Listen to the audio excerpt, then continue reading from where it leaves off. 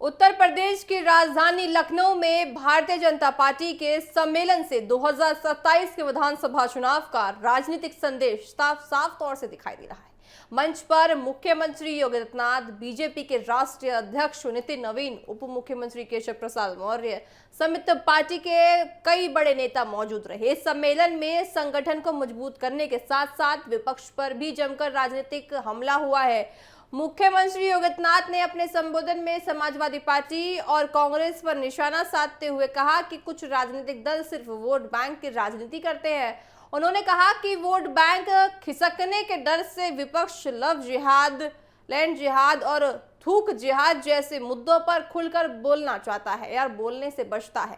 मुख्यमंत्री ने कहा कि बीजेपी राष्ट्रहित और सुरक्षा के मुद्दों पर बिना किसी दबाव के काम करती है, जबकि विपक्ष आपको बताएं कि तुष्टीकरण की राजनीति में लगा हुआ है। सीएम योगी ने अपने भाषण में डॉक्टर श्यामा प्रसाद मुखर्जी को याद करते हुए उनके योगदान का उल्लेख किया है। उन्होंने कहा कि देश की एकता और अखंडता के लिए डॉक्टर श्यामा प्रसाद मुखर्जी ने अपना सर्वोच्च बलिदान दिया है।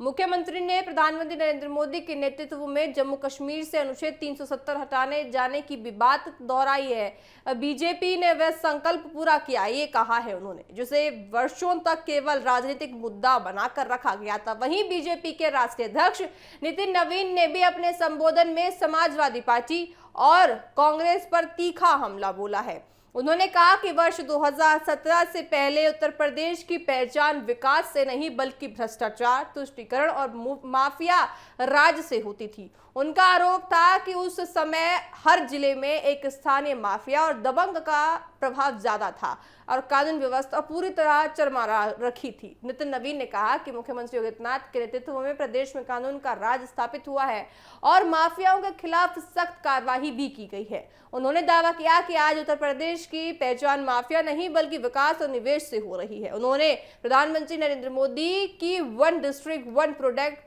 योजना का जिक्र करते हुए कहा कि हर जिले को उसकी विशेष पहचान देने का काम किया गया है।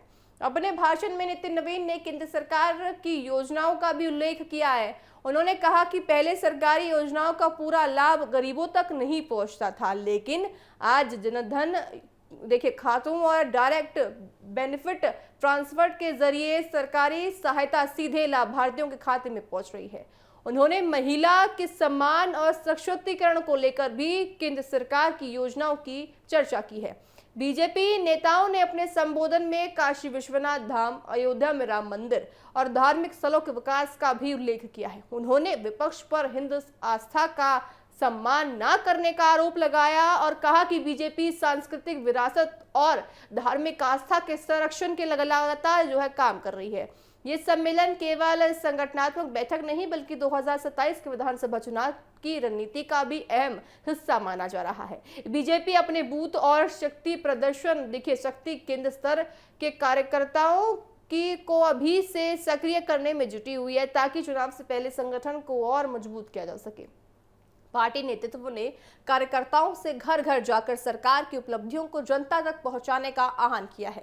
राजनीतिक जानकारों का मानना है कि बीजेपी ने इस सम्मेलन के जरिए साफ संदेश दे दिए हैं कि वह 2027 के चुनाव में विकास, कानून व्यवस्था, राष्ट्रवाद और संगठन की ताकत के मुद्दों को लेकर मैदान में उतरेगी। वहीं विपक्ष पर वोट बैंक, दृष्टिकरण और तुष्टीकरण, कानून व्यवस्था को लेकर लगातार हमले बोले जा रहे हैं। देखिए साफ तौर से विधानसभा चुनाव नजदीक है, तो विधानसभा चुनाव जैसे जैसे नजदीक होते हैं तो पूरी तरह से प्रदेश में सरकार और विपक्ष सक्रिय हो जाता है।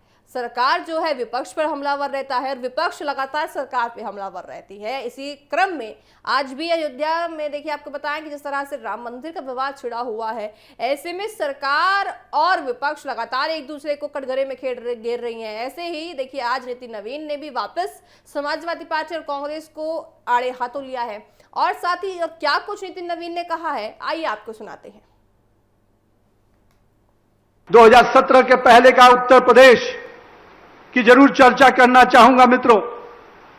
जिस उत्तर प्रदेश ने केवल भ्रष्टाचार देखा हो, तुष्टीकरण की राजनीति देखी हो, परिवारवाद के जहद को देखा हो और कह सकते हैं अभी बहुत अच्छा हमारे प्रदेश अध्यक्ष कर रहे थे।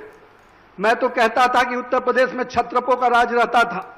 हर क्षेत्र का एक छत्रप होता था, वही सत्ता चलाता था।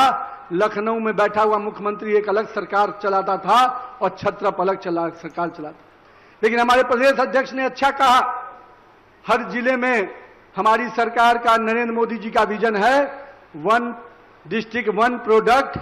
और उस समय तथाकथित सरकारों का मॉडल होता था हर जिले का हर अलग दादा, हर जिले का अपना गुंडा, हर जिले का अपना माफिया।